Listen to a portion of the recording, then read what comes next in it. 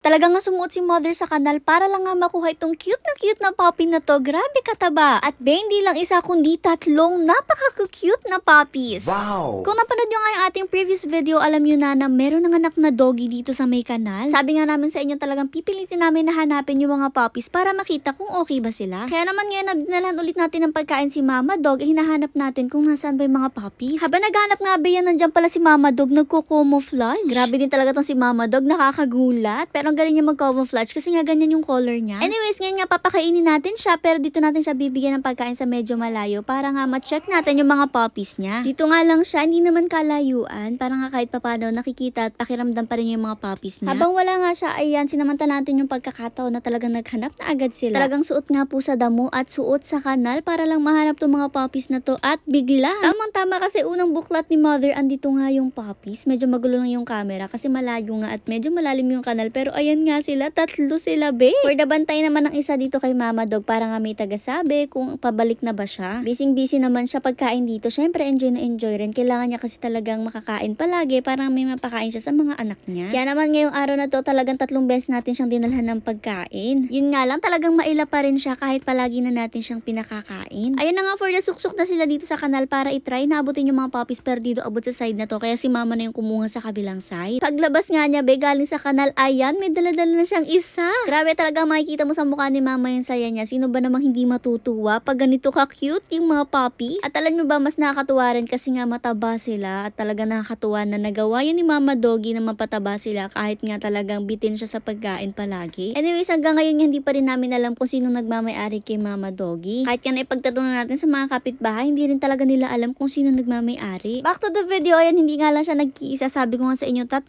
pero isa lang muna yung kinuha ni Mother kasi yan nga yung abot niya. Maya-maya pa yan, sumuksok na nga ulit siya sa kanal and paglabas niya, syempre may dala na ulit siya. 3, be. At napakatataba nga nilang lahat, talaga namang nakakatuwa. Sabi nga ni Mother 3 lang, pero check din natin kasi nga baka meron pang nagapang-gapang sa papalayo. Pero ayan nga yung 3, yung isa dyan is kakulay talaga ni Mama Dog, para siyang tiger. Tapos yung dalawa, brown na may black lang sa nguso. At alam niyo naman yung kasama nga ni Mama Dog na 3 brown na doggy ay anak din niya. O diba, talagang ganyan din yung itsura. At grabe nga itong si Mother, talagang in love siya dun sa isa na kamukha ni Mama Dog. Diyos ko, parang madadagdagan ng ating pack members. After nga tingnan ni Mama, na-realize din namin na okay naman sila dito, kaya naman ibinalik na rin sila dito sa kanal. Itong kanal kasi na to, hindi naman siya dinadaanan ng tubig. Talaga nga lang pag umulan, saka siya mapupuno. Pero ngayon nga na sobra ang init, ay mas okay na sila dito kasi nga hindi sila naiinitan dahil ng damo. Dahil nga sobra rin ang init, ay nagdala na nga si Mama ng napakadaming tubig at tinago niya yan dyan sa place ni Mama Doggy para mainom niya. Anyways, as expected, may magko-comment na dyan na kinontent lang, hindi naman daw kinuha. Gaya nga nang sabi ko, mas okay sila dyan sa pwesto nila ngayon kasi nga po, tag-init na at okay na okay kasi nga lilom sa ilalim at dun sa may kanal, hindi po siya talaga mainit dahil nga natatakloban ng mga damo. At sa totoo lang, wala naman talaga tayong paglalagyan sa mga to kung kukuhanin natin sila ngayon dahil nga ng ating pack members, syempre. Pero kung kailangan nang kunin, hindi naman kami magdadalawang isip na kuhanin sila.